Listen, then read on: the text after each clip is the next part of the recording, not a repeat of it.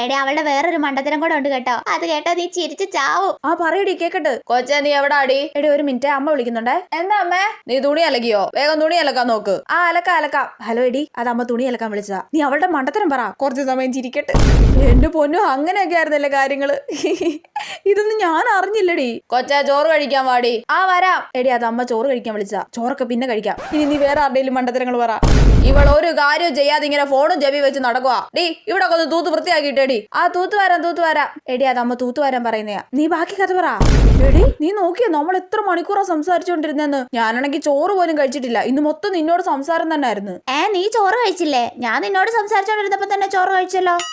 അത് മാത്രല്ല, ഞാൻ നിന്നോട് സംസാരിച്ചോണ്ടിരുന്നപ്പോ തന്നെ ഞാൻ വീട് മൊത്തം വൃത്തിയാക്കിയിട്ടെ.